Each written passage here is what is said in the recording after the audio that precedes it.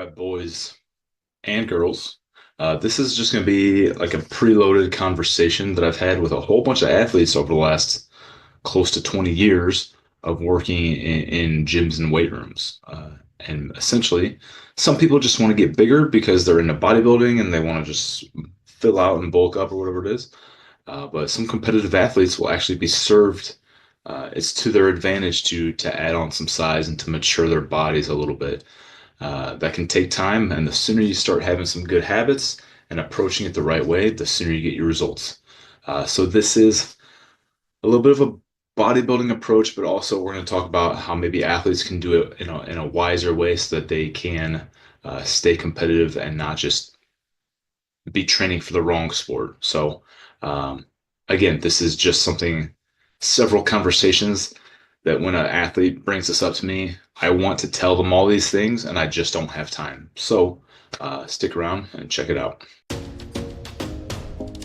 Welcome to the Winning Wellness Podcast.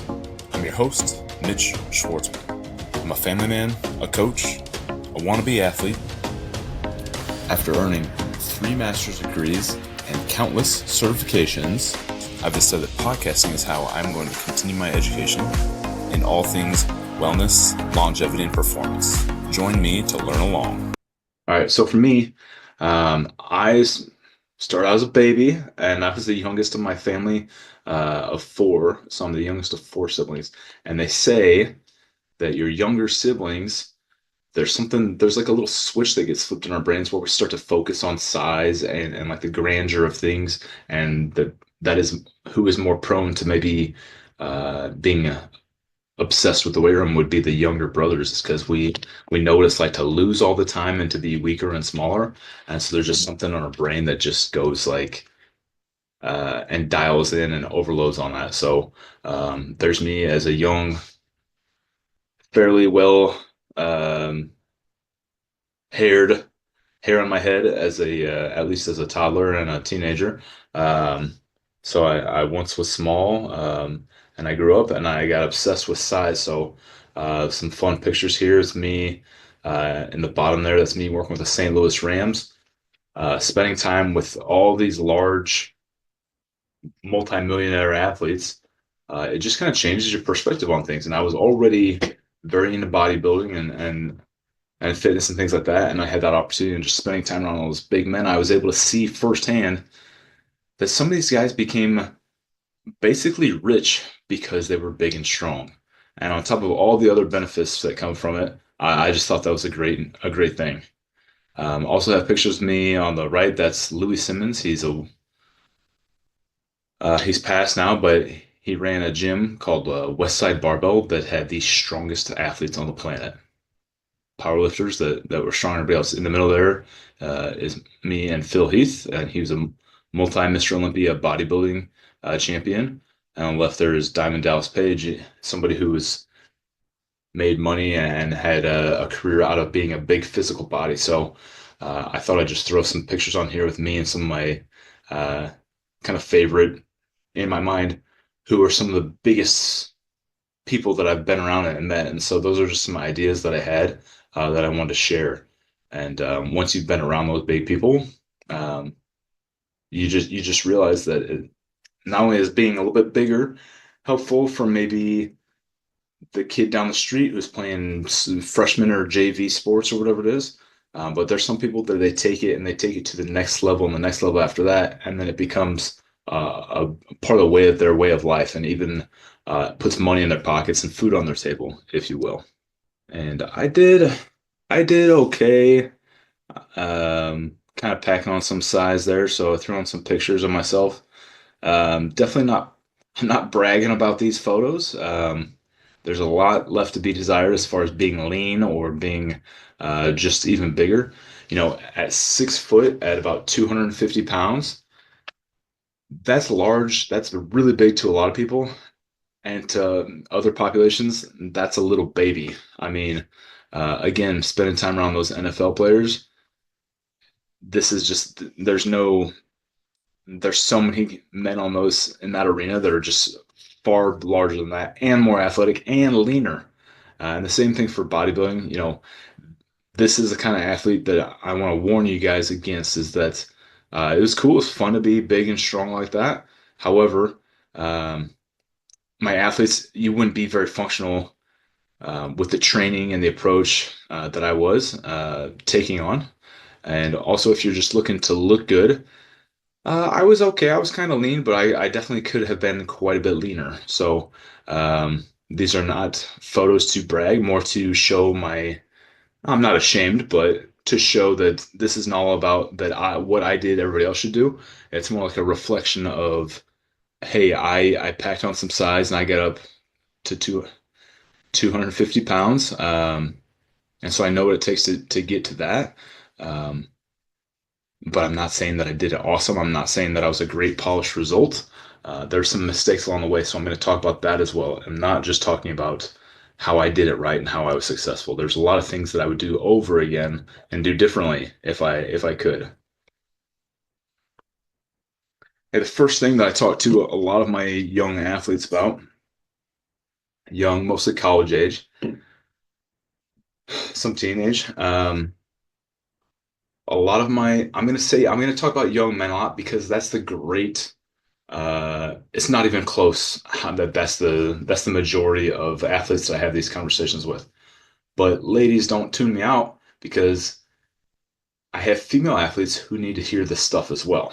I've had multiple female athletes who have just packed on a little size. They've gotten more aggressive in eating, and they have gained benefits from that. So I'm going to talk about guys, and it's going to be a very like male frequent conversations, but that's kind of the world I live in. So, but I care about my ladies, and I have female athletes that need to hear this as well. They need to pack on some size and some muscle as well. So, I'll start by saying that most of my young men athletes, they come to me, they say, oh, I eat so much, but I just can't gain weight. And I understand that they feel that way and they believe that because that's how I was for years because I didn't understand what it actually took to eat enough to change your body. And something we say in the weight room on a regular basis is we say, if it doesn't challenge you, it doesn't change you. And the same thing sort of applies in the kitchen is that if you're eating within your comfort zone, you won't change. You need to eat out into and above your comfort zone. And what happens with a lot of these athletes is they think that they're eating a lot and their mom and their grandma and their uncles and their brothers and sisters and everybody, oh man, gosh, you're really packing it away. You're eating so much. Like, oh, a second helping, a second plate, a third plate. Wow, no wonder you're so big. But if that athlete is undersized or could stand to gain more weight, and maybe they're just a non-athlete, but they just want to take care of themselves. I think everybody's an athlete. If your heart is beating, you're an athlete. It's what I kind of think. But when everybody around you is telling you that you're big and strong and that you eat a lot, you might be a big fish in a little pond. Because if you know that your competitors are bigger and stronger than you also know that you need to do something different and that you need to elevate. It's time for your body to mature and to add weight, thicken up, whatever it is. So having people around you constantly tell you, and again, nothing against moms and grandmas and whoever it is, if they constantly tell you, "Oh my gosh, you eat so much," and like you're such a big boy and all that stuff, um, that's one sort of measuring tool. Or, what was fun in high school for me is uh, being a young man and packing on a little bit of weight and coming back, and people um, sometimes accuse, mostly as like a backhanded compliment, or if they accuse you of using steroids. But no, nature a lot of times just lets young men pack on like 30 or 40 pounds uh, in a couple of high school years. So sometimes nature gives you the hormones. You don't have to go buy them. Um, so sometimes a lot of people are telling you these really good things. You go from being 140 pounds to 180 pounds in a matter of a couple of years, and everybody's telling you how much you eat and how big you are. When really, if you need to go play against bigger athletes and to be more competitive, that's not enough sometimes. So it's okay to listen to the people around you, but what you really want to do is you want to look at your competitors and where are you trying to go. If you're trying to be the world's greatest bodybuilder and be heavier and all these things, you know what those athletes walk around at. You can't walk around at 100 pounds less and make excuses about how much you eat because um, the scale doesn't lie, the mirror doesn't lie, the weight on the bar that you're lifting doesn't lie. So you want to focus on the results, okay? It's not about what the people around you are telling you. It's about the measurable results you have. So you can love mom and grandma, but don't listen to them. If what they're telling you isn't serving you, then unless they are competitive athletes or professional coaches, I would focus more on the objective measurements that come from the scale and bar weight, less than the subjective measurements that come from maybe the mirror or from your parents and friends and family's comments on you. I mean, you could even, uh, instead of just looking in the mirror, you could even grab a tape measure and you can measure your arms and your thighs and your chest, and you can measure things and see if they're actually getting larger or not. It's not super complicated. What happens a lot of times is that people have all that extraneous input and it convinces them that they've maxed out their human potential, and because they're eating more than the average population, that they're somehow a genetic freak and anomaly, and it doesn't matter how much they eat, they're not going to gain weight.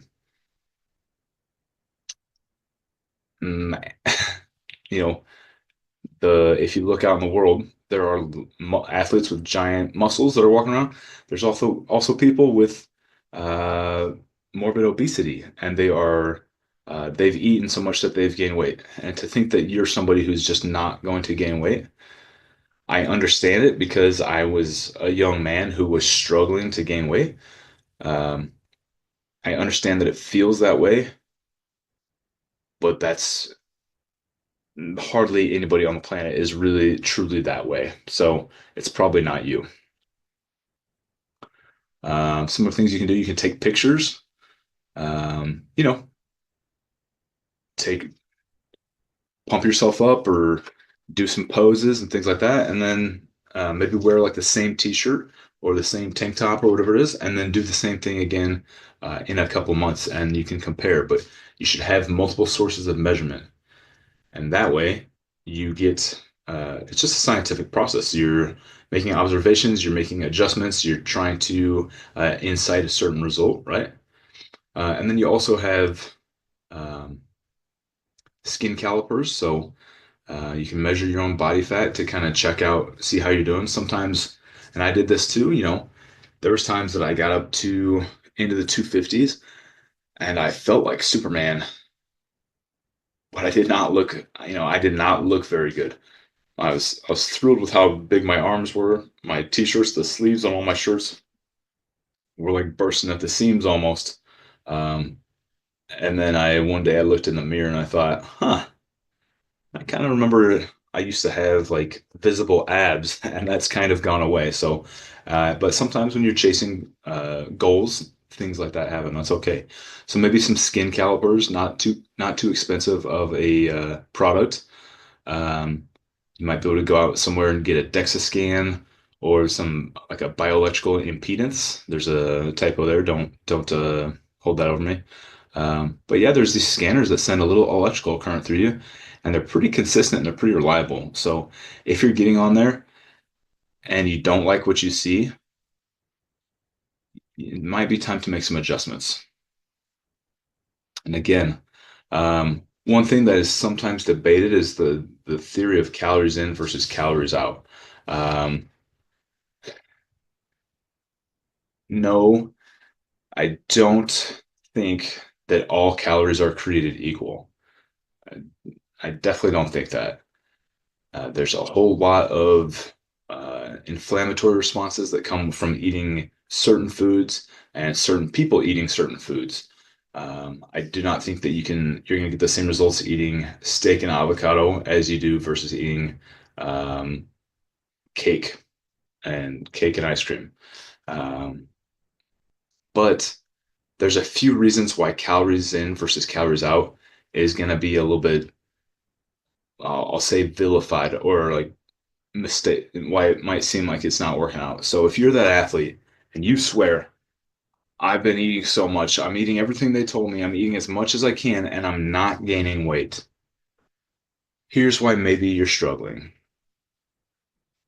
Sometimes labels are off. Maybe you're counting calories, but just because the calories printed on the back of the can or bag or whatever package, those may not be perfectly accurate. And it's also not what you eat, it's what you absorb. There's things that we eat that pass through our bodies that do not get absorbed and do not cause, they don't even have the chance to cause any kind of weight gain, whether it's fat or muscle. Um, and again, if it doesn't challenge you, it doesn't change you. You got to eat to discomfort. If you're not gaining weight, you're not eating enough, unless you have some severe gastrointestinal issues. From what I've seen, you're just not eating enough. And all of us argue it, and I was there too. And I know I remember doing it. I thought I'm eating more than everybody I know. I'm eating as much as I can. My wallet is empty. My bank account is empty. My shelves in my kitchen are empty, and there's nothing else I can do. Yeah, you have to find a way. You have to find a way to get creative and solve that problem. You have to get your hands on more food. And sometimes, yeah, sometimes it's not going to be um, the cleanest, top choice, best tasting, healthiest food. A lot of times I will talk to those athletes that are convinced that they cannot eat more food, they can't do anything to gain more weight. And I'll kind of bring up an analogy, and I probably stole this from somebody else. I don't remember. I would say there's a small chance that I cooked it up myself. But I bring up the fact that I say, hey, you know what the farmers put in the fields to help crops grow? And they often say, oh, pesticides or something like that. And I say, no, it's fertilizer. And you know what fertilizer is? Fertilizer is there's crap in fertilizer. So not to be foul mouth there, but sometimes we're going to put things in the field to make the crops grow that we don't want to eat, but it helps the process of things in a roundabout way. So sometimes if you have to gain weight, if you are a scrawny thrower or you're a wrestler and you've got room to gain weight and you need to, and you're getting put, maybe you're a lacrosse player and getting pushed off of every ball or whatever it is, fill in your example. If you feel like you can't eat anymore, then you might even throw some junk food in the mix. Not as a permanent solution, not as a permanent addition, as a temporary crutch to help you get extra calories into your system. And this is not what we're talking about in this conversation. We're not talking about health and longevity. We're talking about making sacrifices and pushing yourself for performance or for performing certain goal or achieving certain goals. And you know what? Sometimes achieving that extra muscle mass, it's going to help on the back end with longevity. But however, we don't start by eating junk food or start by eating bad foods. That is sort of the last result that we try not to go there, but sometimes we do. Um, and if you take everything that I just talked about for the last few minutes, if you ever need to lose weight, you kind of do the opposite. Calories in versus calories out. You think about, am I really burning as many calories in my exercise routine as I think I am? Am I really eating as little as I think I am? If you're not losing weight, one of those metrics is probably off. Um, those equations hold pretty well. So I'm not saying every calorie is equal. However, there's a lot of nuance to the impact that a calorie can even have on your body, and if that calorie is even being absorbed into your body, and if that calorie was even there to exist in the first place because of foods being mislabeled. So while there's complexities to it and nuance, at the end of the day, if you're not gaining weight, you're not eating enough. If you're not losing weight, there's probably something there as far as the opportunity to eat a little bit less. Although I will admit that there's been times I've had athletes plateau and we raise their calories and they lose weight then. So it has a little bit to do with hormones and stress on the body of extreme dieting. But for the most part, these rules all hold true. from what I've seen and what I believe. Eating enough can be, oh man, I don't want to rhyme on purpose. It was just, I stopped my, eating enough can be tough. If you're really struggling to gain weight, you might be eating so much every day that your jaw hurts, that your teeth hurt in your jaw. Stan Efferding is a pretty well-renowned bodybuilder and actually powerlifter strength athlete as well. And he has a story about eating so much steak every day that his teeth are becoming loose within his jawline. And then he's had to start blending the steak to get it into his system. So um, you may experience tired jaw. Your stomach might get irritated from all that load and all that work. And another thing, when we start getting in this process of gaining weight, let's say you're eating 2,000 calories a day, don't then go to 4,000 calories the next day and try to hold that 4,000 calories. Take it up by like 500 calories and see how that feels for a week or two, and then work it up a few more, a few hundred calories, 300 to 500 calories, elevate that, and just put that on repeat, basically until you're starting to see regular progress in the right direction or you achieve your goal. This eating to change your body, it is a workout. It becomes, if you're doing your food the right way, um, nutrition it becomes as hard or harder than the actual training. What kind of blows people's minds is that the working out becomes the easy part. The eating can actually be tougher and more time consuming than working out. If you're working out for an hour that day, but you have trouble gaining weight, you might be eating for 2 to 3 hours between actual sitting down and eating, as well as getting the food, buying the food, making the food, cleaning up afterwards. Um, they can be it's a big investment sometimes. Um, if you once you get dialed in, you've got habits and patterns, you can get that down closer to 60 minutes a day, but a lot of times it's going to be a bigger time investment than that. If I had the skills when I was a late teenager, uh, and in my 20s, I didn't get to 250 till I was like right around 24. I didn't get to that weight till about that time. Um, but if I had the skills and the knowledge that I have now, I would have gotten there faster and healthier and felt better and cheaper as well. Well, I'll get into that in a second. But when I was pursuing my weight gain and it was my top goal, I was eating between what I would call 6,000 and 6,500 calories a day.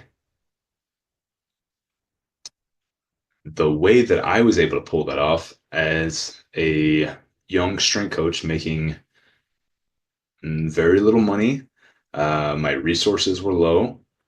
One of the things that facilitated this was getting a job where I knew I would be fed and given access to a lot of food as part of my reimbursement. And so I was working at Linwood, and at the time they had this Spellman cafeteria, and you could eat a buffet style breakfast, lunch, and dinner on the contract I had. You could eat that 5 days a week, 3 times a day, 5 days a week, and then 1 to 2 days per week on the weekends. And what I would do is I would set my schedule as best I could so that I had time for each of those. They would serve breakfast during like a couple hour window, and then lunch a couple hour window, and then dinner through a couple hour window. I set my schedule to accommodate myself having time to go to those buffets and to do my best at them at each interval. And so I spent a lot of time in that cafeteria eating, and they're just you would finish your meal and there'd be multiple plates stacked up, and it was just part of the lifestyle and part of the investment that I made for time and money is that I wasn't making a whole bunch of money from them, but I was trying to do my best in making that up in food. And so I did a lot of like buffet meals from the stores.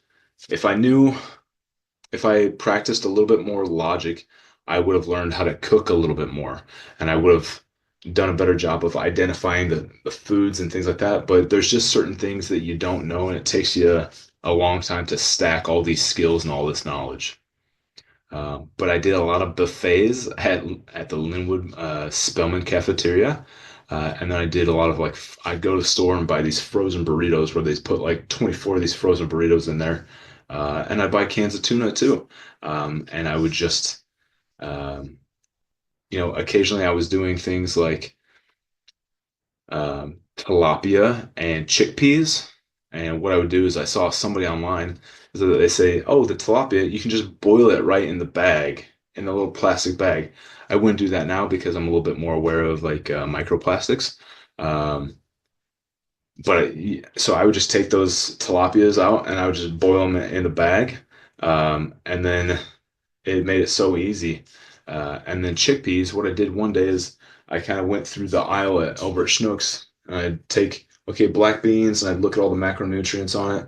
And then, okay, pinto beans, I'd look at all the macronutrients on it.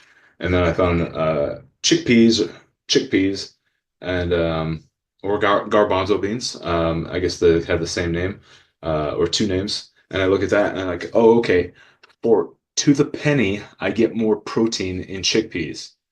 And so what I would do is I would boil that tilapia and I would drop it into like a vertical Tupperware. And then I would fill that Tupperware up with chickpeas on the outside of it. And that's what I would have for like a meal. When I was being cheap and healthy and protein conscious, is I would go eat that.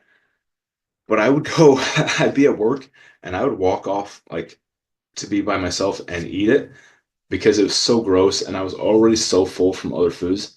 A lot of times I was eating that, I'd actually be gagging and I'd be like self-talking not to throw up to just get that food down. So there's meals like that that, gosh, you think about how many better choices could I have made that would have been similar to being cost effective but tasted better and have gone down easier, not have to be like torturing myself off in the corner.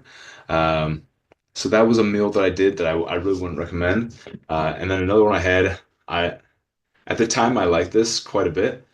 Now, as you age, a lot of times your stomach becomes more sensitive. So now I wouldn't be able to have it. But I used to take one of the, like a shaker and I'd fill it up full of like 20 ounces of orange juice and I'd throw in 2 scoops of whey protein, vanilla whey protein.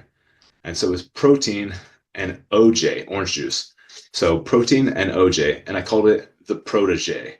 And it would be my protein shake. That's how it would start every morning would be with like, oh man, so many grams of like sugar from the fruit juice and but like quite like 50 grams of protein from 2 scoops of the whey protein. And so I was just finding all these things that fit my budget and my taste buds and that I was willing to do. And it worked fairly well. But again, the skills and the resources and the logic in it, I would do things differently now, but there's some things like that going on. Kind of identified that if I was at the grocery store and I was getting more than 1 gram per 10 cents, that's kind of what I want to be on. 1 gram per 10 cents was like an okay deal. So think about buying like a breakfast sandwich for $2.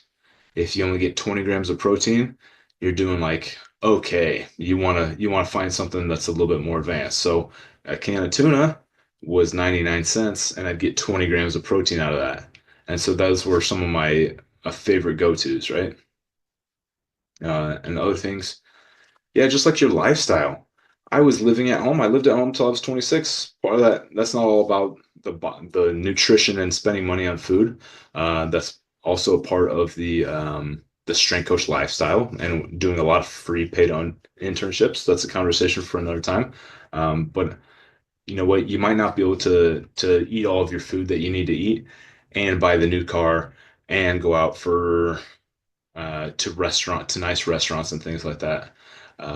Going out to nice restaurants, I kind of found that one of my tricks to the trade now that I do is if my wife and I go out to a nice restaurant, sometimes I will get that nice steak and whatever like the premium. I will get something off of sort of the premium um, section with if it's a steakhouse. Obviously, the steaks are renowned. But the steaks at a steakhouse are amazing, but they're really not that different of meat than the lower cost steakhouses. And so what I found is if I'm at a steakhouse or something that's a little bit higher end, sometimes instead of ordering from the premium stuff, I'll order two meals, two entrees from like sort of that side one where they're like, hey, okay, here's half a chicken or a burger or something like that. So there's times that I go to restaurants with my wife and I order two burgers from two meals. And so, people don't really get it, but what I do is I end up spending less money overall, but getting not only more protein, but more calories. And so it's kind of once you're in the zone on this kind of stuff, you just start seeing things a little bit differently. Your perspective changes. And some things I do now that I wish I would have done back then, because now food is still a high priority, but I'm eating less than half of what I used to eat. So I'm 215, 220 pounds now. Um, and I hold that weight fairly easily. Whereas when I was younger and training more often and all those things, to stay above 240 pounds was really quite the chore of just a lot of calories in on repeat, on repeat. So now I know how to better cook for multiple servings at a time, some meal prep. I mentioned Stan Efferding already. He's got a he's got this monster mash, which is just right. When you get down to it, it's just rice and beef. Um, but what that does is that's a meal that provides you the right macronutrients to fuel you and help you pursue muscle mass and things like that. And then it also leaves your stomach feeling good so that you can eat again in the near future. I do that. I do some canned meats. Not ideal, but it's within my budget and within my approach. And so for now, there's one thing I might phase out canned meats down the road. Quite a few eggs, very little supplements. I Not only does whey protein not really sit with me so well anymore. Again, as you age, your stomach becomes more sensitive for the most part. I like extra virgin olive oil. That's that EVOO, and then quite a bit of white rice for my carbs. Whereas in the past, remember I was doing those protege shakes with the orange juice and the vanilla whey, and then I would also do um, I would take a chocolate protein shake and I would pour in cocoa pebbles or fruity pebbles along with it. Just to get those carbs and just to get a little flavor. And again, just being a cheapskate and trying to get sugars in and get my calories up. So it was about convenience and taste and just getting the job done. I was not 24-year-old Mitch was thinking more about his bench press and what numbers he saw on the scale than he was about um, living to be 100. So, um, you know what? It was a priority at the time. All right. So there's some things on here that I used to eat quite a bit more often that I don't eat as much now. Pizza, again, when I was at that buffet on campus as a student, um, they didn't have every food that I wanted every day. They often had boiled eggs. I ate a lot of sandwich meat. I ate a lot of tuna. But there was pizza there to help get up extra calories. I basically ended almost every meal with between 1 and 3 glasses of chocolate milk. Again, I was hyper focused on one thing and I was gaining weight. And chocolate milk will help you do that especially if you drink it regularly and in good quantities. I already mentioned protein in my shakes. Oh yeah, I did frequent Subway pretty regularly. Again, just bad planning, low awareness of nutrition, and being a bad shopper.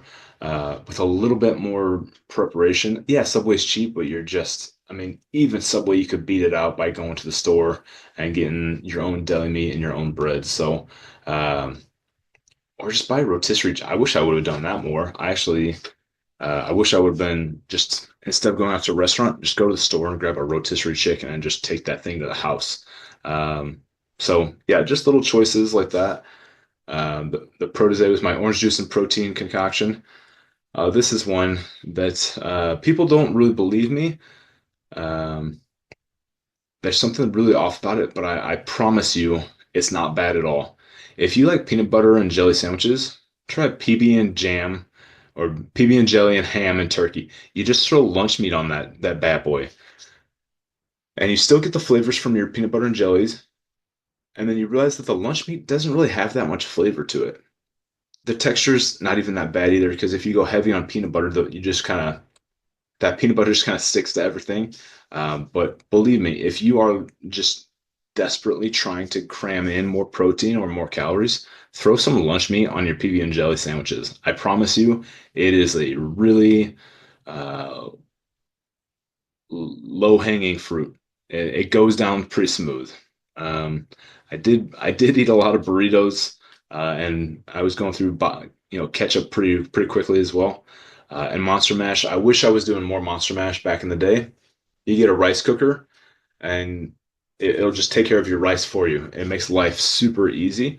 And then you just take care of your own whatever the meat is. You do your ground beef or tuna, chicken, whatever it is, you just throw that in there with it and you figure out how you like it. And those are things that I wish I would have just a little more awareness on. If I'm an athlete and I'm training multiple times a day, or at least several times a week, um, there's a few things that I'm going to do. One is that I'm not going to eat too much before bed unless I have unless I have exhausted all other options. I want to try to not eat before bed, in the effect that that might throw off my sleep a little bit.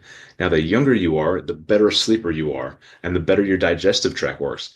So the younger you are, you can probably get away with that, and you probably think, "Oh, why wouldn't I eat half a pizza before I go to bed? I sleep just fine." When you're older, you'll get it. Is that kind of keeps you awake?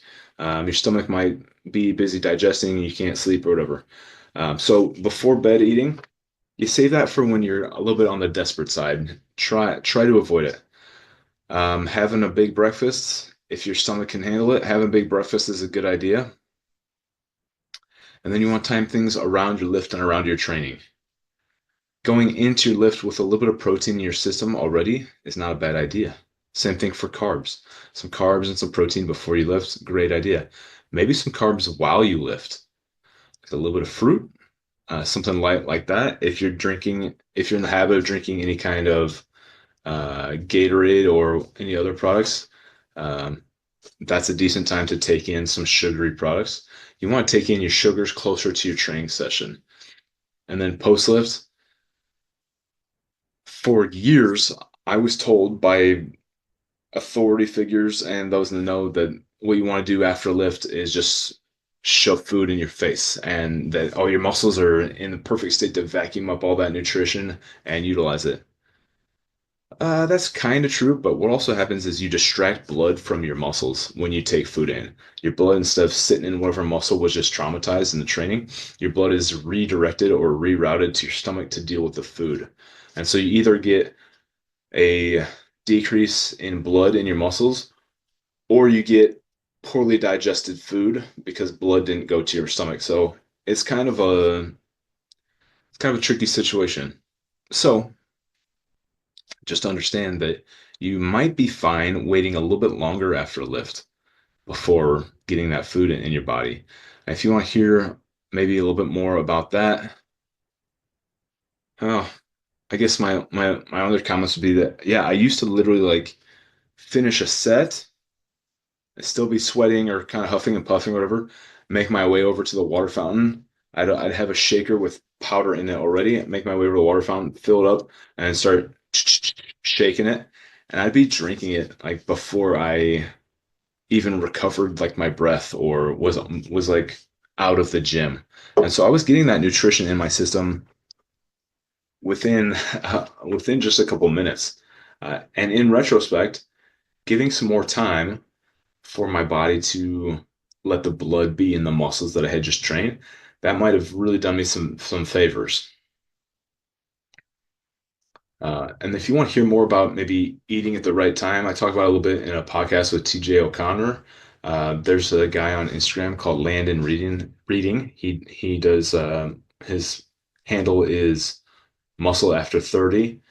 And then John Meadows, rest in peace. He had this a whole bunch of information that he put out about peri-workout nutrition. And peri as in surrounding, so surrounding your workout, so what you ate right before, during, and after. And I think a lot of that will help some of you out. But again, just to kind of summarize that, um, it's not so much obsessing about the perfect timing. I would say get something in you before you train, possibly something during the training, just carbs, just some easy to digest sugars, and then grab the right meal at the right time afterwards. If you want to eat something right after you train, keep it pretty light. Keep it more sugar and carb based. Something that goes in really easy, maybe a little bit of protein to it. But you don't want to flop like a big old steak on a plate right after training. Your blood wants to stay in your muscles probably just a little bit longer, and then you can eat later on. And that's what a lot of studies have shown us lately is that it's not this golden window hour of trying to get food in immediately after a training session. A lot of the research has actually shown us lately that it's more like a 24-hour time clock. And if you had a big meal earlier in the day, your body's really still digesting that later on. And so that'll throw off that peri-workout nutrition. If you went and had a monster breakfast and then you're lifting an hour or two later, you might have so much nutrition waiting in your body that more food in is really unnecessary at the time. And so it takes a little while to kind of catch your flow on that. But I would suggest maybe adjusting some things like that. Think about a big breakfast if you're trying to gain weight. When you're trying to gain weight, you basically want to eat big as often as you can, but you don't want to eat so big that you can't train hard and that you can't recover well from the train. So be aware of that. I think I did pretty well at this. I kept it simple. I wish I would have actually maybe made it a little bit more complex sometimes in that the meals could have been healthier or they could have been better prepared or even tastier. Remember my bland tilapia and chickpeas? Yeah, that was pretty rough. Yeah. Again, meal examples. That Monster Mash. Check out Stan Efferding. His vertical diet is basically for people trying to gain weight and they want to figure out how to eat a diet that keeps their stomach and digestive tract happy, but they can also cram a bunch of food in a fairly healthy way. I mean, everybody knows how to go to four different fast food restaurants in a day. His approach is slightly more complex than that, slightly more sophisticated. But then go just try to stick to whole foods. There's nothing magical in protein shakes. There's nothing in there that is better than real food. Those are little supplements that are supposed to help you out when you have lost time and don't know how to basically feed yourself with whole foods. Whole foods are better in pretty much every way. So don't be afraid of eggs, tuna. You can use potatoes as well as rice. Um, you may want to avoid grains. You'll see nobody really talks about getting bigger and healthier eating a whole bunch of bread. And for a lot of people, that wheat actually ends up being a little bit of an irritant within their system. Uh, Dairy, kind of the same thing. I used to be able to eat so much dairy, like multiple glasses of milk, yogurt, cottage cheese, cheese on my food, and didn't think anything of it. And then one day I couldn't. So you got to kind of know your body a little bit. And there's a lot of people that just swear they're non dairy eaters. I still put in a little bit of dairy in my diet here and there. So you just got to know what works for you. This nutrition, not everything is for everybody. If you are trying to gain weight, eating super fatty foods can actually be a little bit of counterproductive because if you take in this big meal of a dozen, let's say you eat a dozen eggs,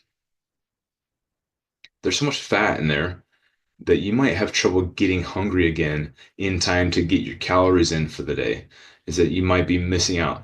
And so you want to sort of partition your weight gain with fat, even though fat is high in calories, it's got 9 calories versus 4 calories in carbs as well as proteins. It's got higher calories, but also satiates you. It fills you up, keeps you full. And so for that reason, when you're trying to gain weight, you might actually go fairly moderate on your calories. Another thing, keeping it simple. Hey, if you eat 4 times a day, there's 7 days in a week. That's 28 meals. You don't necessarily want to eat the same meal 28 times or the same meal, same 4 meals 7 times, but keeping it pretty simple and consistent, it makes life easier. If you're gonna try and have cute, oh, I don't know what I'm in the mood for meals, multiple times a week, you're making life really complicated. If you're really struggling to gain weight, those decisions might hold you back. And the reason that you need to be consistent with everything, whether you're trying to gain weight or lose weight, is that in my experience, a bad day of eating, whether it's too much food when you're trying to lose weight or too little food when you're trying to gain weight, it's almost equivalent to like 3 days of proper eating or goal-oriented eating. So if you remember, I said I was going to that buffet when I was a graduate assistant at Linwood. I was going to that buffet style meal 15 times during the week. But on the weekends, I wouldn't always work on the weekends. And so sometimes I would just be lazy and kind of coast on the weekend and do my own food around the house. And so I would eat my 6,000 calorie meals, 6,000 to 6,500 calories per day for 5 days a week. And on the weekends, I might do something silly like half that or less than half that. And so on Monday morning, I would actually weigh a few pounds less sometimes because of just taking the weekend off. And then I would notice that when I did that,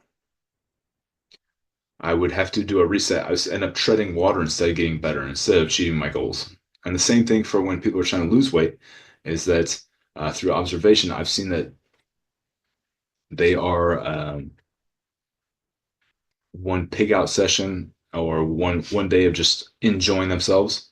Hey, and that's okay. That's part of life. I'm not saying you can't do that, but I am saying that it tends to slow you down, and I think it tends to slow you down about the ratio of one bad day is about equivalent of 3 good days. All right, this is really high on my list of regrets. When I was full bore, die hard, trying to get bigger and stronger and loving every minute of it, I didn't really love every minute of it. There's actually a lot of times that I thought, man, I kind of want to go for a run, or I want to go get my heart. I want to go get sweaty. I want to go run around and move because I was always an active person. But the tricky thing with gaining weight is that if you eat all those calories and you lift all those weights, you're actually a lot of your recovery is focused on doing nothing and just laying still basically. And there would be quite a bit of times that I thought, oh man, I feel stiff. I feel kind of like a slob. I want to go out and get some hard cardio in. But I would stop myself because I would think about the calories that I was going to use in that cardio session and the signal that I'd be giving my body in that cardio session. It's called the interference effect. Is that if you're a power athlete, maybe you're an Olympic weightlifter, but you like taking jogs and doing like marathon training, at some point that those jogs and that marathon training is going to interfere with your Olympic weightlifting. And I thought that anything besides like a little warm up on a bike would pretty much instantly mean I was going to lose a couple pounds and that I was going to lose some strength and so I avoided it.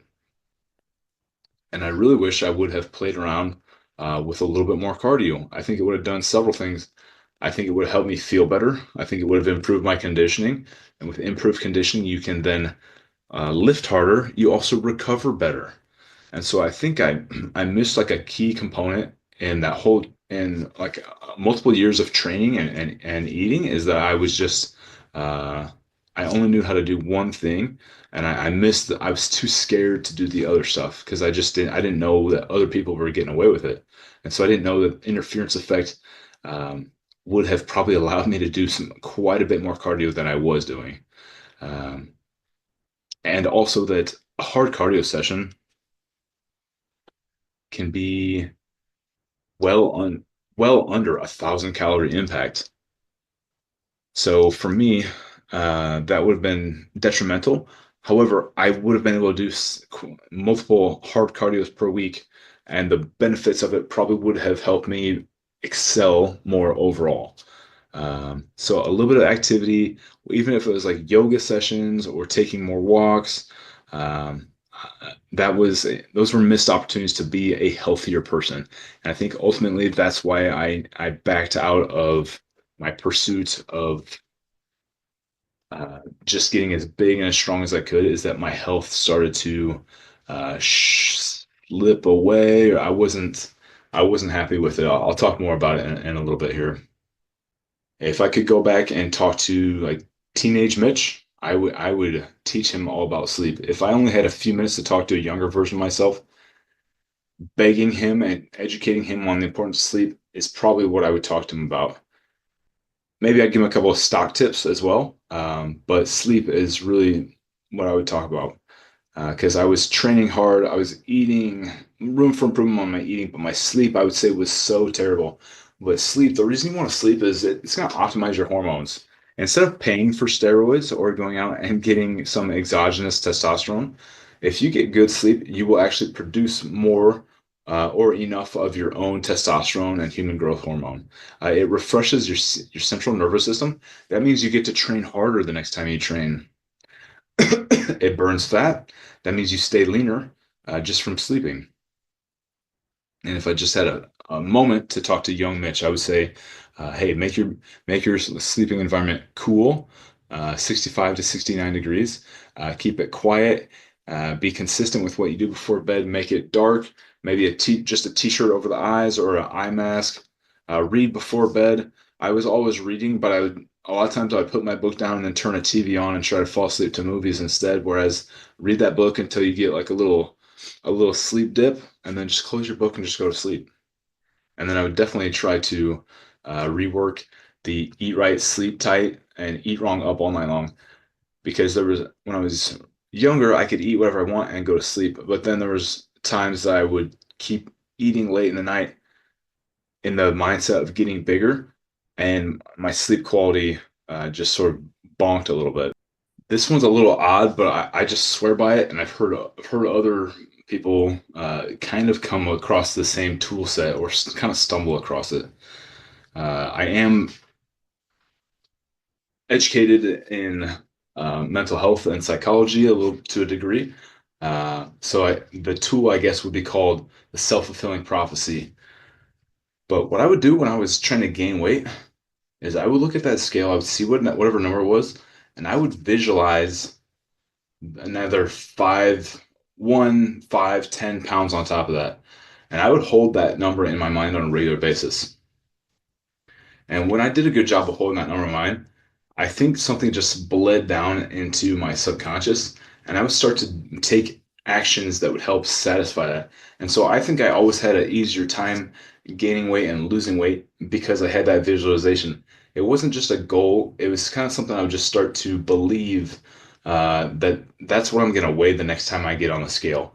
And I think I just started taking action to it. So if you want to get kind of cuckoo, was it somehow changing what my body was doing as far as speeding up or slowing down my metabolism? I'm not going to say that. I am going to say I would often surprise myself at how good I was at jumping up and down in weights on the scale based on a little bit of like visualization. I also say that anytime we start training, it's hard to eat and train for a goal that is 1 pound away. That is, you're aiming for such a small target. Um, I advise against that. I advise for aiming for a goal way further down. So when I want to get a little bit leaner or lose weight, I will take actions like what would I do if I needed to lose like 20 pounds instead of like 2 or 3 pounds? When I'm trying to gain weight, how do I train or how do I approach it as if I want to be the next like Mr. Olympia like 300-pound bodybuilder? And then you just behave in that fashion until you are uh, 1 or 2 pounds heavier or 1 or 2 pounds lighter. So I think there has to be a certain intensity with what you're doing. Your intent needs to be extreme. although we should be content with small improvements. I just, that kind of roll off the tongue. There's my intent and content. There's got to be like a good saying in there somewhere.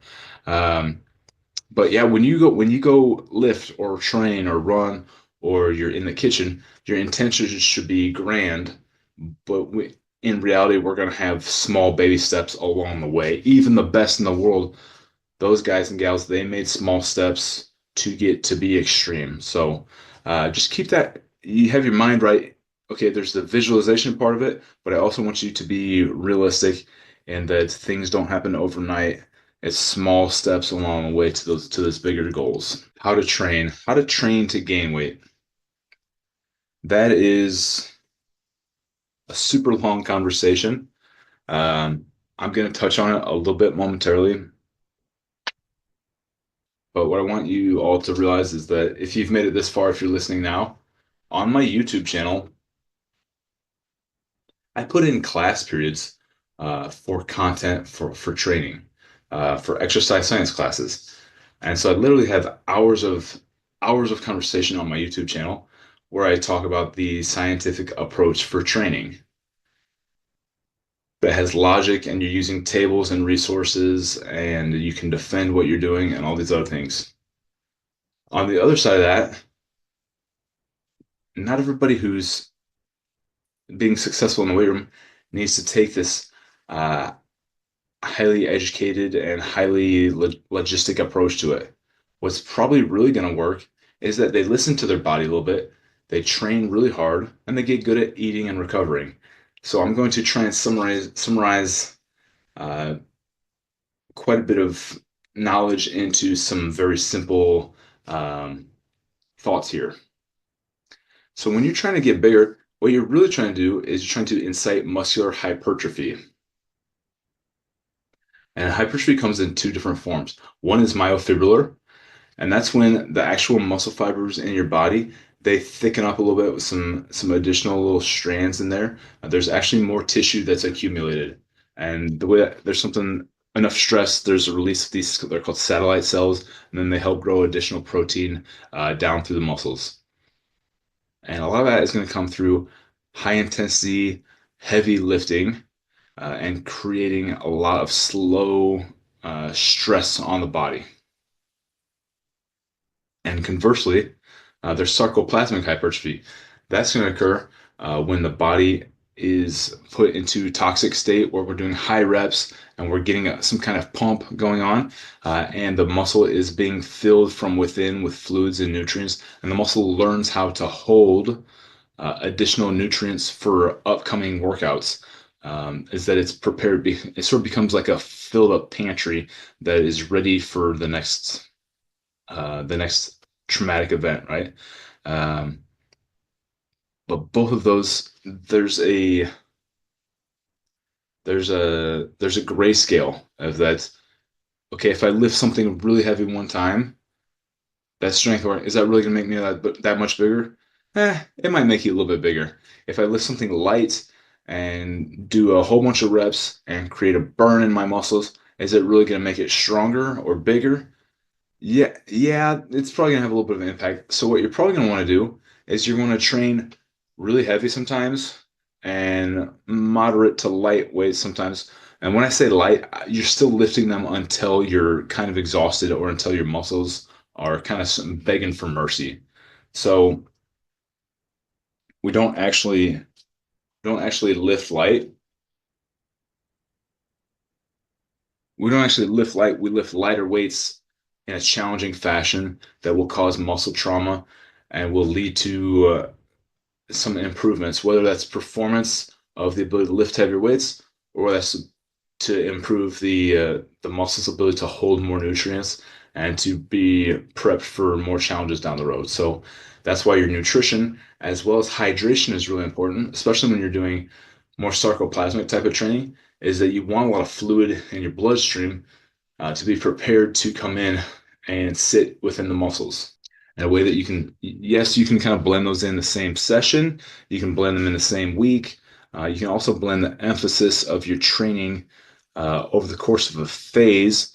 So you might do a couple months of strength work and a couple months of just hypertrophy and higher volume, lower intensity work.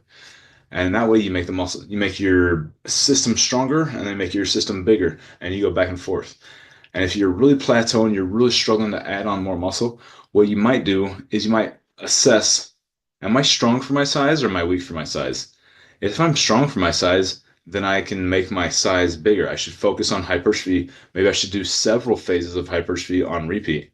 If I'm weak for my size, maybe my strength is holding back my size improvement, and maybe I should do several cycles of strength improvement because while they're very hand in hand, they are not always perfectly correlated, and that's why you might see lifters stay at the same weight class for years, but get stronger. They're getting stronger, but they're not gaining so much weight that they're leaving their weight class, and because there's a lot of factors that are involved in strength. That is possible. Muscle size is one of them. It's not the only one. While in my class videos, I do quite a few charts and we really talk into them. I just brought one over for this conversation. So look at that. Essentially, that top row is strength. Okay, above 85% for less than 6 reps per set. 2 to 6 sets. Your rest period is a handful of minutes.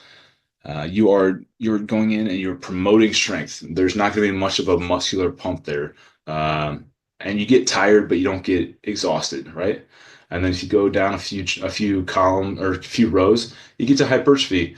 Okay, look at your intensity as compared to your 1 rep max. It's going to be more like 67 to 85%. Your reps are 6 to 12 reps. Sets 3 to 6. Your rest periods are shorter, more traumatic rest periods, and these rest periods are probably a little short based on some data that's been released recently. In that it's okay to wait a little bit longer as long as you go back and you do something traumatic and hard on your next set. So that maybe that fills you in a little bit as to where you can get started for training in the right direction.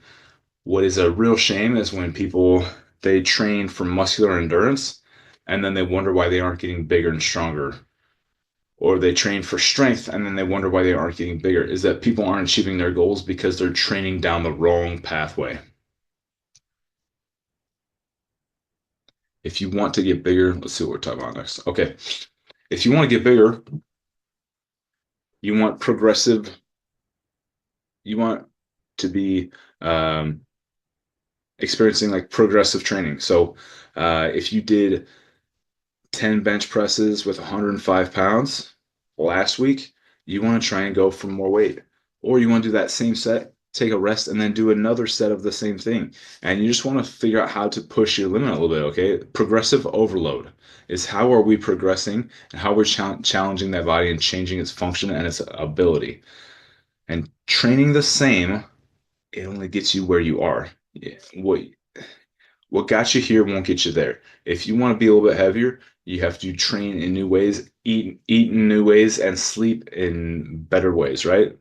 I think all this muscle stuff is pretty awesome, um, but it's not always productive. Not everybody needs to gain 5 pounds or 50 pounds. Is it really gonna make you a better soccer player or raise your bench press by 30 or 40 pounds? Does that make you a better soccer player? Well,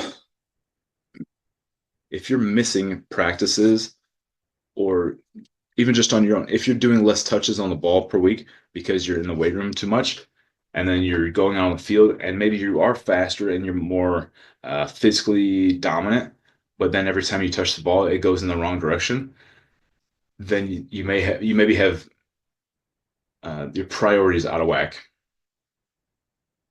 Cross country runners, I absolutely think cross country runners need to be strong.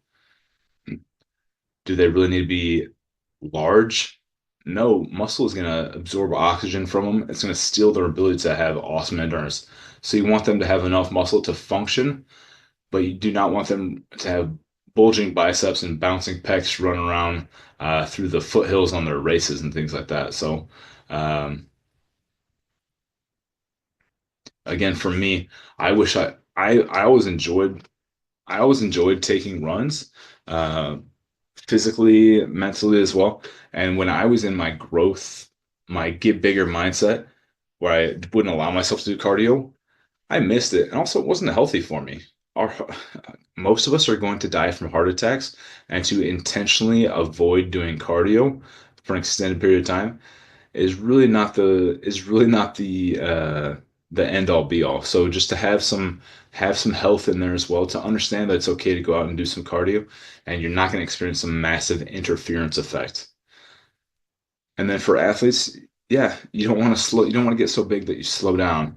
Now, let's talk about that for a second. I've seen when I was a football strength coach, I would see like our 250 pound linebackers beat our 165-pound skill players in short races.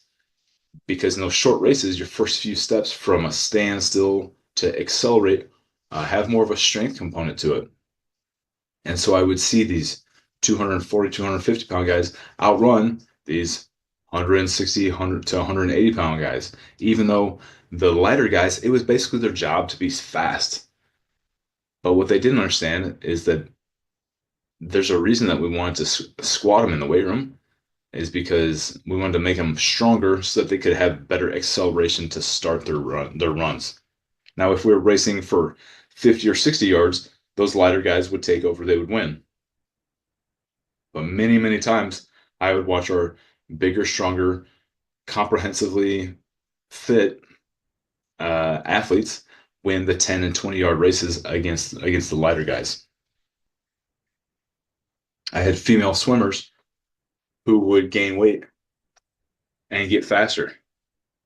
Sprinters in the water, they're total body athletes. To be missing on muscle mass on major parts of your locomotion, they paid for it. But when we got their weight up of even just a few pounds, their times would improve.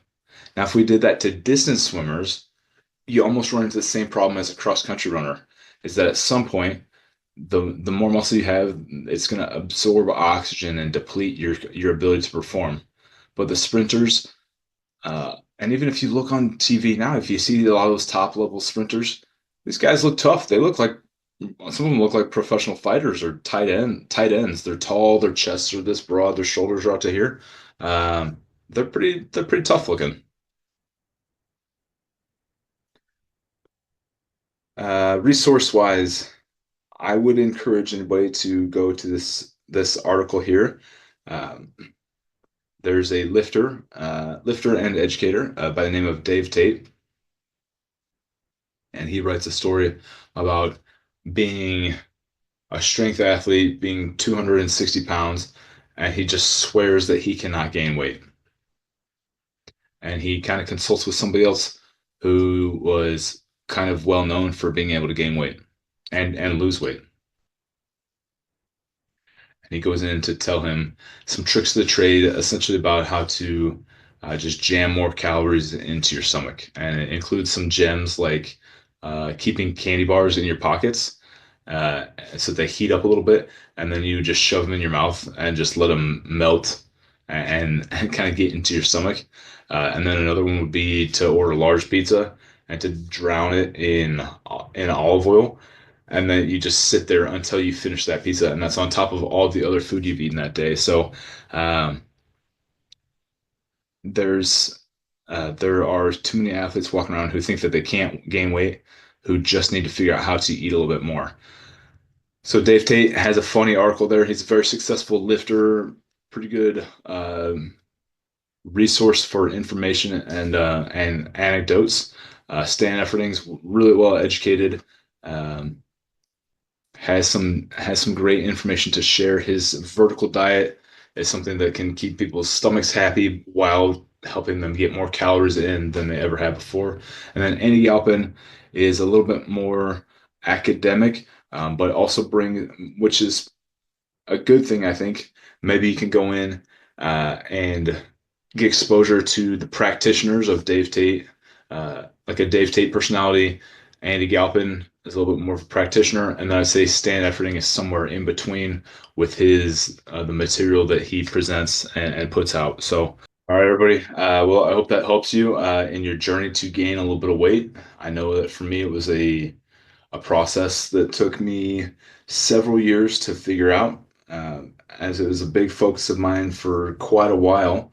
And then when I shifted away from it into more of a health mindset, that weight dropped off really fast that I was always kind of pursuing and kind of driving and forcing that change. So once I backed off of that, I did lose some weight, started feeling a bit better, started focusing on other things like health and longevity.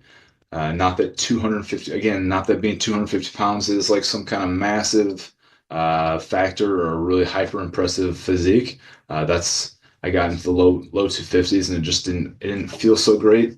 My I missed doing cardio. I didn't like getting tired and being full. I was so full with the food all the time. You're just in like a constant state of like lethargy. Um, and so for me, moving away from that was sort of the next evolution. However, that muscle mass that I cultivated during my time of when I was pursuing that, if I hadn't cultivated then, I would have a harder time having muscle on my frame now. And so there is something to be said for going through these phases of life and these different training journeys. And so do I regret? I don't regret trying to get as big as I could and making those sacrifices for it. It would have been nice if I knew more things and I was smarter and I was taking a better approach to it that would have helped it happen faster and healthier and would have been more sustainable and would have made me feel better. But those are sacrifices we make in part of that learning journey. And so I hope that this is helping out at least one person with their learning journey and their goal of achieving a bigger, stronger body. So thanks for listening. We'll see you next time. Thank you for listening to the Winning Wellness Podcast. Please keep in mind that all views expressed within the show are not a reflection of any universities or organizations that I may be affiliated with. If you have any questions or suggestions for future shows, please reach out through Instagram, where I can be found with the title name of Mitch Schwartzman.